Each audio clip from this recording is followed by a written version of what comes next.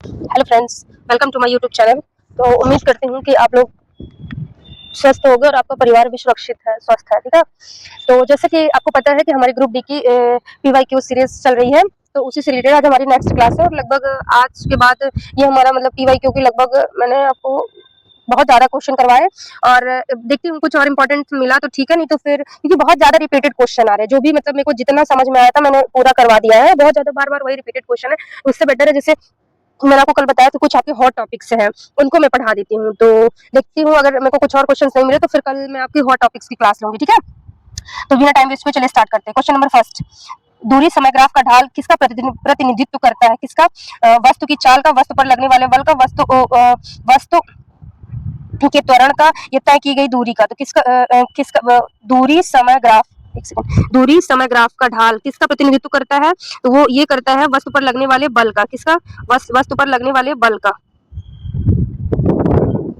दूरी समय, ये दूरी, ये उसकी दूरी हो गई, ये इसका समय हो गया। तो मतलब जो इसका ये है, ये क्या दूरी समय ग्राफ, वस्तु की तय की गई दूरी होगी, ठीक है। अगर जब दो अलग अलग प्रतिरोध R1 और R2 को किसी परिपथ में समांतर क्रम में, किसमें समांतर, अगर श्रेणी क्रम में जोड़ते हैं तो I मतलब विद्युत धारा मतलब कांस्टेंट रहता है, और अगर उसको समांतर क्रम में जोड़ते हैं तो विभवांतर समान रहता है, ठीक है। दोनों सिरों पर विभवांतर समान रहता है, करेक्ट। दोनों में प्रवाहित धारा समान होगी, नहीं। उनका तुल्य प्रतिरोध R1 प्लस R2 के बराबर होता है, नहीं। तो केवल फर्स्ट है। क्वेश्चन नंबर थर्ड, यदि अंडाणु का निषेचन मतलब जो ओवम, जो वुमेन्स के ओवम, जो वुमेन्स में ओवम निकलता है, अगर उसका फर्टिलाइजेशन नहीं, क्वेश्चन पूछ रहा है, अगर उसका निषेचन मतलब फर्टिलाइजेशन नहीं हो तो गर्भाशय की भीतरी परत के भीतरी परत से टूटकर वो क्या हो जाता है? अगर किसी भी ओवम का फर्टिलाइजेशन नहीं होता तो जब हमारा मेंस्ट्रुएशन साइकिल स्टार्ट होता है तो उसके थ्रू वो बाहर निकल जाता है, तो क्या होता है? मासिक, उसको बोलते हैं मेंस्ट्रुएशन साइकिल, मासिक धर्म, ठीक है।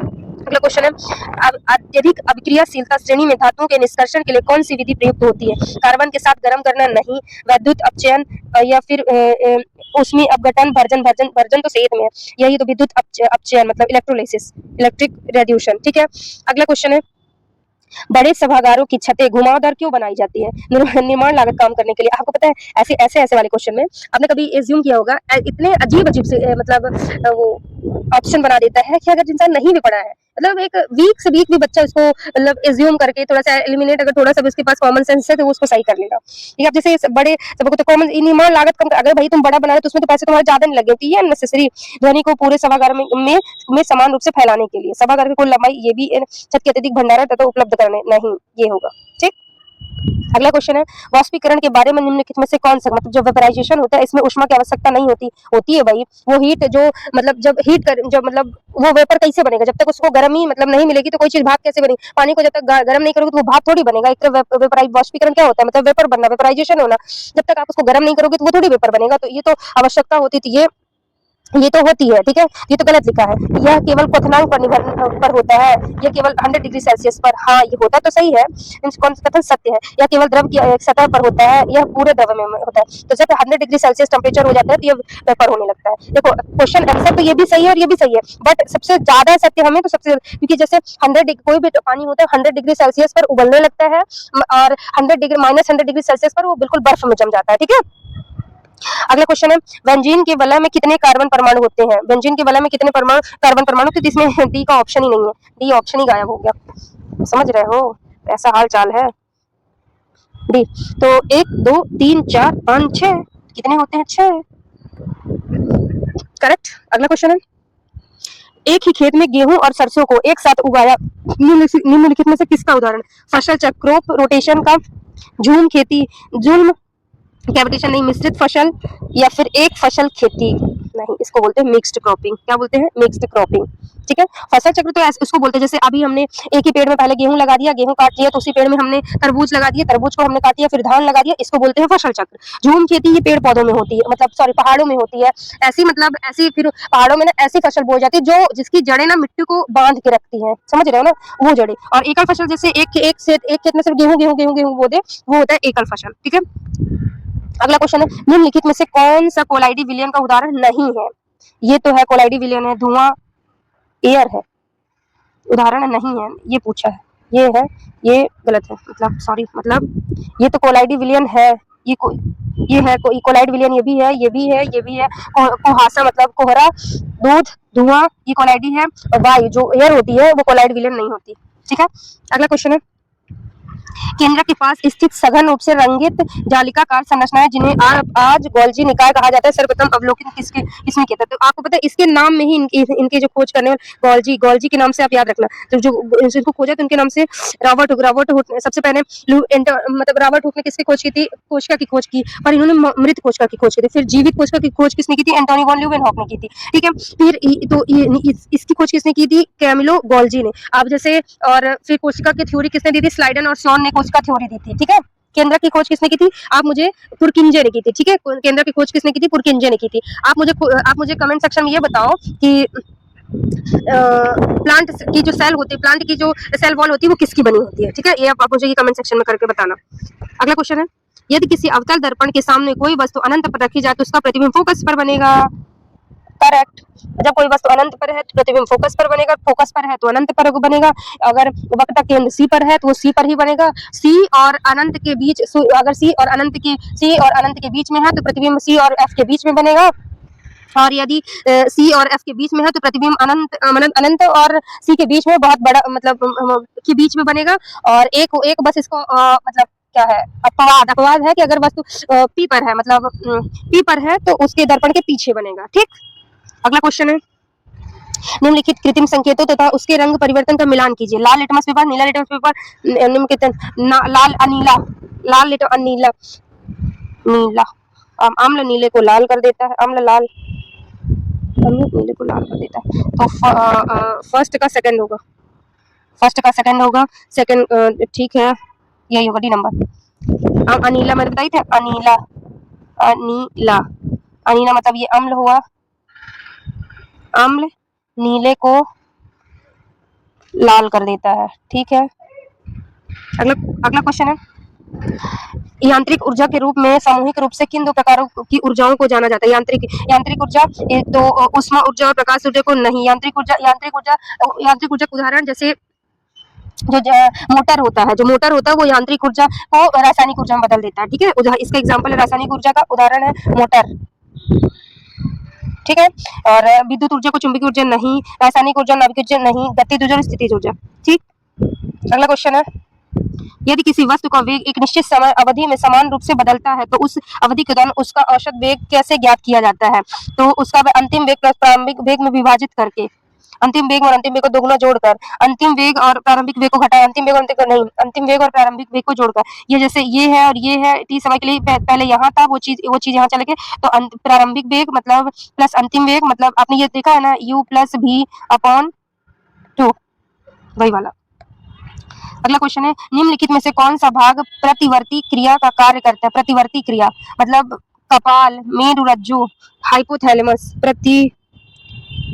रिफ्लेक्शन, माइंड जो भी होता है, जो भी मतलब हम सोचते हैं, सारी चीजें करते हैं, तो वो कैसे? हाइपोथैलेमस। कौन करता है? हाइपोथैलेमस माइंड में होता है। जो भी हम अपने बॉडी में प्रतिक्रिया करते हैं तो वो कौन करवाता है? माइंड। जैसे देखो, ये कपाल को तो ये पूरा इसको बोल दिया पूरा कपाल, ये थोड़ी कर रहा है। मेरुरज्जु बोलते हैं स्पाइनल कॉर्ड, तो ये हमारी रीढ़ की हड्डी को बोलते हैं। ठीक है, ये है स्पाइनल कॉर्ड। अब पीयूष ग्रंथ ये होती है पीछे, पर उससे ज्यादा ये कुछ हार्मोन्स और वो भी सीक्रेट करती है, प्लस कुछ चीजें सोचने समझने की क्षमता पर सबसे ज्यादा हाइपोथैलेमस होती है। इसी में फर्स्ट सेकंड थर्ड होता है, जो हम ज्यादातर सोचते समझते हैं यहाँ से होता है। जो हमारी शारीरिक क्रियाएं होती है, मतलब सोना, आंख नहाना, जलना पलना, तो वो मध्य से होता है। और जो आंतरिक क्रियाएं होती है, जैसे हमें महसूस होना, स्पर्श होना, सुगंध होना, वो पश्च मस्तिष्क से होता है। ठीक है, आंसर इसका क्या होगा? हाइपोथैलेमस।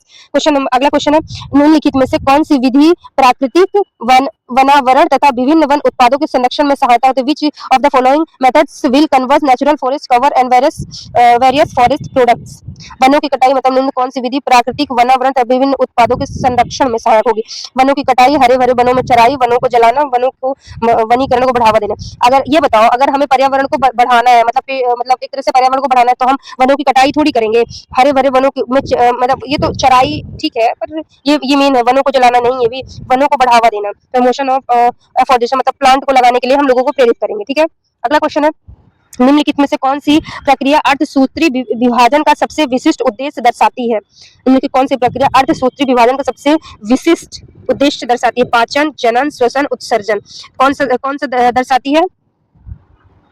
अर्धसूत्री विधि, पाचन, जनन, जनन। अर्धसूत्री एक्स है, ये मूल कोशिका, ये एक्स बाई आया, ये एक्स एक्स आया, इसमें एक्स बाई बनेगा, मतलब अलग अलग, फिर एक्स बाई बनेगा या फिर एक्स एक्स बनेगा, या एक्स एक्स बाई भी बन जाता है कभी कभी, कभी कभी, ठीक है, वो ऑब्सेशन वाला होता है जिनमें फिर कोई दिक्कत हो जाती है, या फिर कभी x x x x 4x हो गया, ठीक है।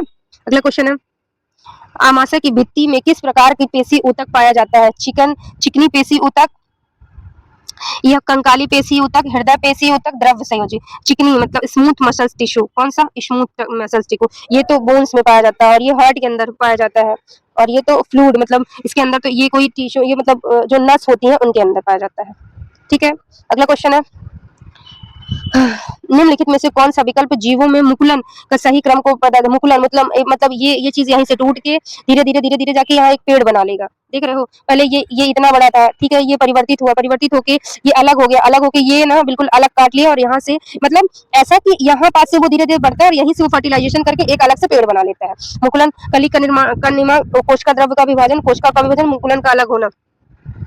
तो मुकुलन के नए जीव, तो पहला तो फर्स्ट मुकुलन का कली का निर्माण, कोशिका द्रव्य का 1 2 3 4 ही होगा फिर। अगला क्वेश्चन है, CH3 COCH3 का सही IUPAC का नाम क्या है? प्रोपेन 2 कार्बन ब्यूटेन के बीच द्विबंध बनाने वाला एल्कली प्रोपेनॉन, यह प्रोपेनोइक अम्ल जिसके अंतर्गत कार्बन और कार्बोक्सिलिक अम्ल है, प्रोपेनॉल जिसके 3 कार्बन पर नहीं, प्रोपेनॉन जो एक कार्बन और कार्बोनिक समूह वाला कीटोन है, करेक्ट। ये R C कीटोन समूह, ठीक है। अगला क्वेश्चन है, सूर्य वास्तव में जितना जल्दी उगते और जितनी देर में अस्त होता दिखाई देता है उसका कारण क्या है? क्योंकि क्षितिज को निकट सूर्य नहीं, क्योंकि सूर्योदय और सूर्यास्त के साथ पृथ्वी का घूर्णन धीमा नहीं, सूर्य के प्रकाश चंद्रमा नहीं भाई, वायुमंडल अपवर्तन के कारण, ठीक। तारे भी टिमटिमाते हमें अपवर्तन के कारण ही दिखाई देते हैं। निम्नलिखित में से कथन ए और आर को सही संबंध, अवक्षेपण अवक्रिया में विलेय लवण बनाते हैं, और दूसरा अवक्षेपण अवक्रियाओं में विलयन में उपस्थित आयनों का आदान प्रदान होता है। अवक्षेपण अवक्रियाओं में विलेय लवण बनाते हैं, और अवक्षेपण अवक्रियाओं में विलयन में उपस्थित आयनों का आदान प्रदान होता है। ए और आर दोनों सत्य हैं, ए और आर दोनों सत्य तथा और ए को सही व्याख्या, ए नंबर। अगला क्वेश्चन है, मनुष्यों में जटिल शर्करा को सरल ग्लूकोज में तोड़ने वाला एंजाइम कौन सा है? इंसुलिन, ग्लूकोज ने बोला है, इंसुलिन जो है वो सरल मतलब जटिल शर्करा को मतलब ग्लूकोज को ग्लाइकोजन में बदल देता है। तो ये कौन करता है? लाइपेज, एमाइलेज, पितरस, पेप्सिन तो नहीं करता, पितरस भी नहीं करता, लाइपेज ये तो प्रोटीन है, फिर एमाइलेज ही करता है, एमाइलेज ही बदल देता है ये मतलब ग्लूकोज को ग्लाइकोजन में। और एक अग्नाशय से निकलने वाला इंसुलिन भी यही काम करता है, ये मतलब ब्लड की शर्करा को मेंटेन करके रखता है। अगला क्वेश्चन है, मिश्रण और यौगिक के बीच पृथक्करण के संबंध में निम्नलिखित में से कौन सा कथन सत्य है? वे हमेशा ऊष्मा के अवशोषण से बनते नहीं भाई, ये अपने मूल पदार्थों की पहचान समाप्त हो जाती है नहीं, अपने गलनांक कुछ होते नहीं, इनके अवयवों को भौतिक विधियों द्वारा अलग किया जा सकता है, करेक्ट। अगला क्वेश्चन है, जब कैल्शियम कार्बोनेट को गर्म किया जाता है तो उससे कैल्शियम ऑक्साइड और कार्बन डाइऑक्साइड बनते हैं, यह किस प्रकार की रासायनिक अभिक्रिया का उदाहरण है? किस प्रकार की रासायनिक अभिक्रिया का उदाहरण है? अपघटन अभिक्रिया, विस्थापन अभिक्रिया, संयोजन अभिक्रिया, द्विविस्थापन तो होगा नहीं, डबल डिस्प्लेसमेंट है नहीं, ये है सिंगल एक कंपाउंड अपघटन अभिक्रिया, ये क्या है? डिकम्पोजिशन है। क्यों? क्योंकि ये देखो, ये एक था कैल्शियम कार्बोनेट, ये एक अलग इसमें टूट गया, इससे अपघटन किया, कैल्शियम ऑक्साइड में टूट गया और कार्बन डाइऑक्साइड में टूट गया। संयोजन भी नहीं है, जब 2 या 2 से अधिक कंपाउंड टूटे तब मिलकर बनता है, ठीक है। अगला क्वेश्चन है, निम्नलिखित में से कौन सी यांत्रिक ऊर्जा का रूप है? यांत्रिक ऊर्जा का रूप है ध्वनि ऊर्जा, गतिज ऊर्जा, रासायनिक ऊर्जा, उष्मा ऊर्जा, गतिज ऊर्जा। अगला क्वेश्चन है, यदि कोई वस्तु सीधी रेखा में चलते हुए बिंदु ए से बिंदु बी तक 10 किलोमीटर की दूरी तय करती है तो बिंदु ए से बी तक उसका विस्थापन किस प्रकार होगा? विस्थापन 10 किलोमीटर के बराबर ही होगा, सीधी रेखा में जा रहा है ना, इसीलिए उसका विस्थापन भी जितना वो चलेगा उतना ही उसका विस्थापन भी होगा। अगर व्यक्ति यहाँ से है यहाँ पहुंच गया तो इतना ही किया तो वेग मतलब दूरी भी इतनी होगी, विस्थापन भी इतना ही होगा, ठीक है। अगला क्वेश्चन है, निम्नलिखित में से कौन सा कथन सही नहीं है? क्या पूछा है? सही नहीं है। दाब बराबर बल अपॉन क्षेत्र, ये सही है। मतलब प्रेशर बराबर क्या होता है? Force upon equal. दाब में सभी दिशाओं का कार्य करता है, सही नहीं है। दाब और पात, ये सही है, ये भी सही है। द्रव एवं दाब में पात्र का कार्य नहीं होता, ये गलत, इनकरेक्ट है। अगला क्वेश्चन है,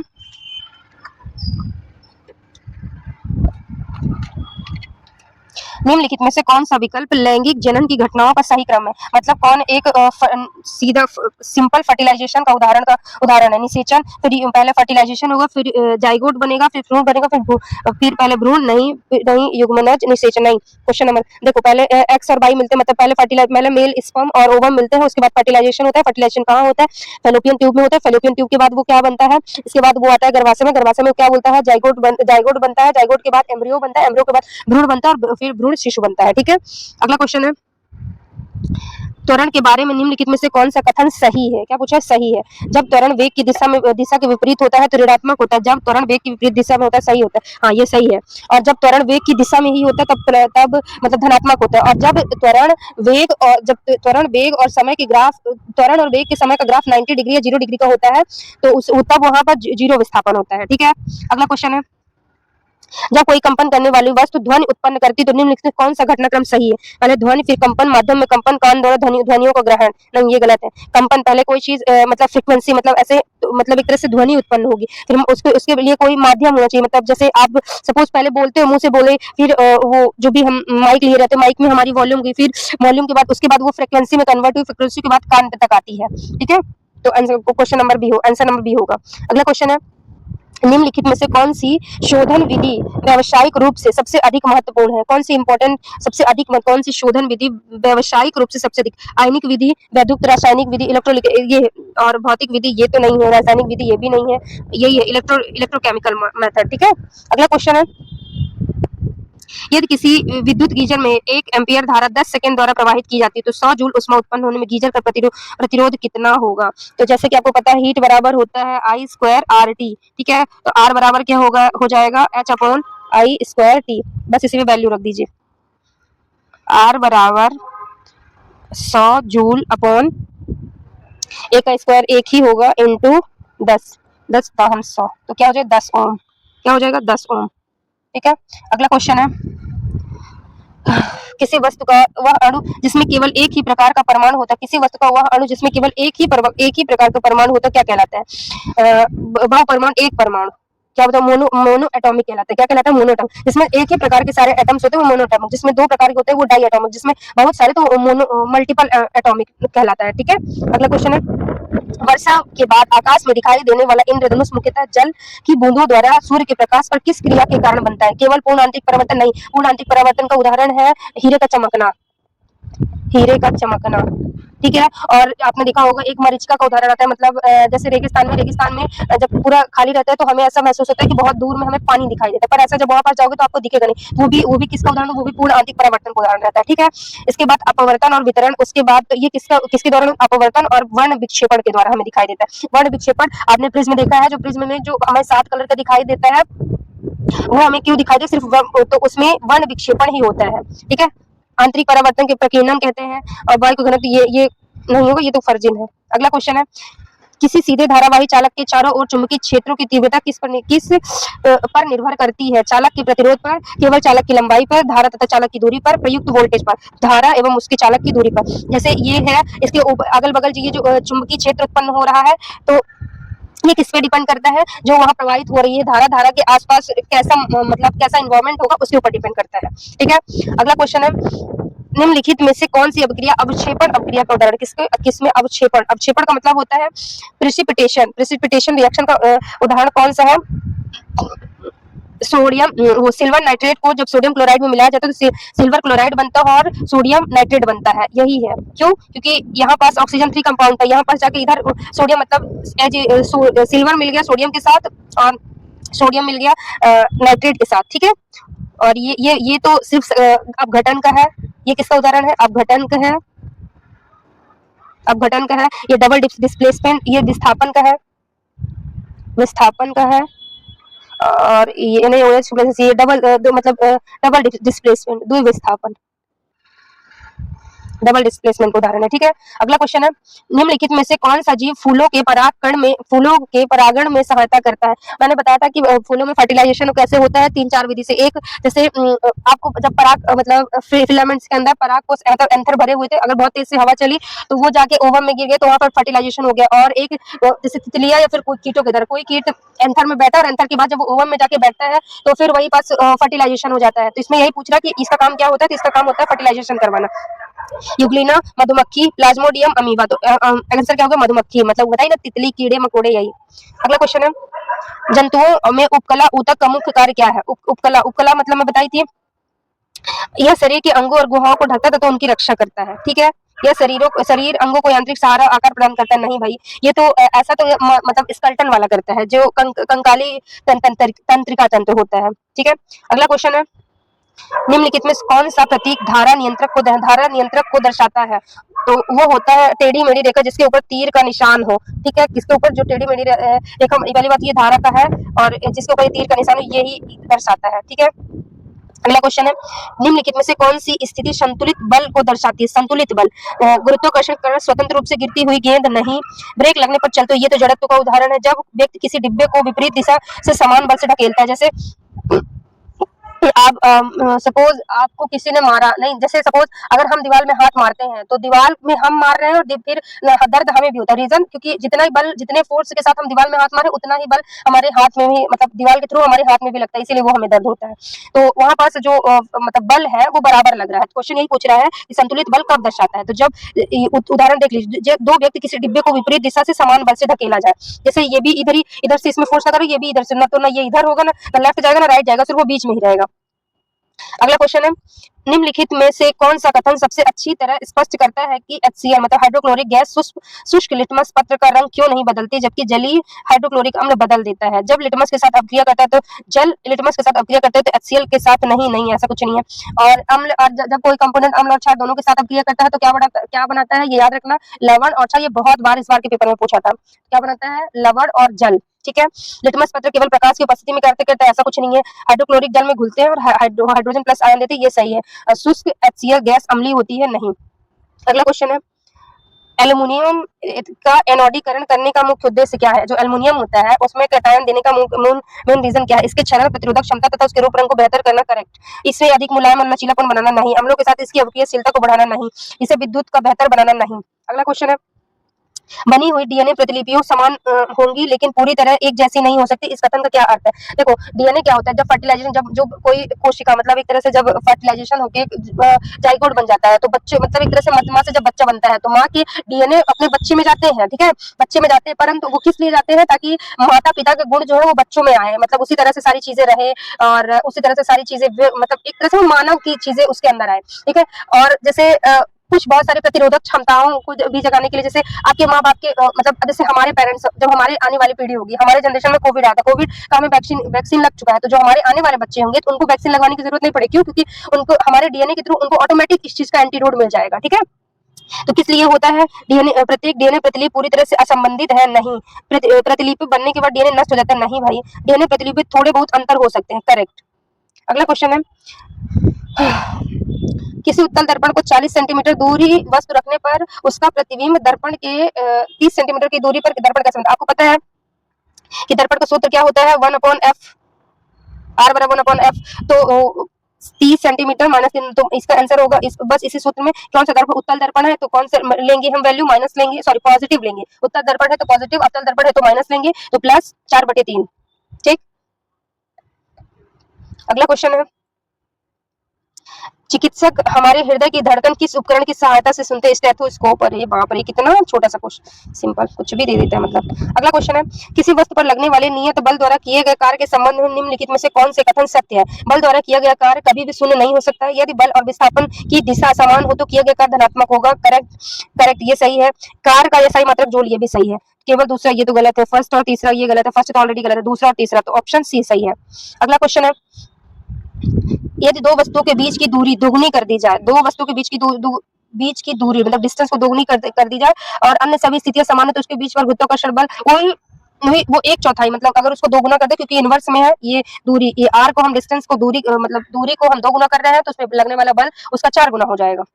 ठीक है, आज का हमारा लास्ट क्वेश्चन है, सहसंयोजक बंध किसके द्वारा बनता है? कोवेलेंट बॉन्ड, इसका एक हाइड्रोजन H2O, मतलब H2O, एक हाइड्रोजन इसमें एक कंपाउंड है, एक कंपाउंड इसमें, ऑक्सीजन इन दोनों में, ऑक्सीजन के एक कंपाउंड ये, तो यही दोनों ऑक्सीजन एक ही है, इसीलिए दोनों इसी से जुड़ेंगे, इसके ये भी अपना अष्टक पूरा करने के लिए, ये भी अपना अष्टक पूरा करने के लिए, तो इसीलिए इसी को बोलते हैं कोवेलेंट, एक दूसरे से ओवरलैप कर लेंगे। जो अष्टक होता है आपने पढ़ा होगा, यहाँ न्यूक्लियस होता है, यहाँ न्यूट्रॉन होता है, यहाँ प्रोटॉन होता है, यहाँ होगा इलेक्ट्रॉन, तो इलेक्ट्रॉन अपना अष्टक पूरा करने के लिए एक दूसरे के साथ ओवरलैप कर लेते हैं, उसी को सहसंयोजक बंध कहते हैं। इलेक्ट्रॉनों को स्थानांतरण द्वारा नहीं, प्रोटॉन को ग्रहण द्वारा, इलेक्ट्रॉनों की साझाकरण को ही मैं बताई ना, एक दूसरे से ओवरलैप कर लेते हैं, उससे साझा कर लेते हैं, एक दूसरे के साथ शेयर करते हैं। ठीक है, तो चलिए आज का हमारा लास्ट क्वेश्चन है। सेशन अच्छे लगे तो प्लीज लाइक शेयर सब्सक्राइब करना, और प्लीज मल्टीपल टाइम रिवीजन करना, क्योंकि रिवीजन मस्ट है, और जिनका भी पेपर 3 तारीख से है तो उनके लिए ऑल द बेस्ट, और प्लीज बार बार रिवीजन करिए। सेशन अच्छा लगे तो प्लीज लाइक शेयर सब्सक्राइब करिए। मिलते हैं कल। Thank you.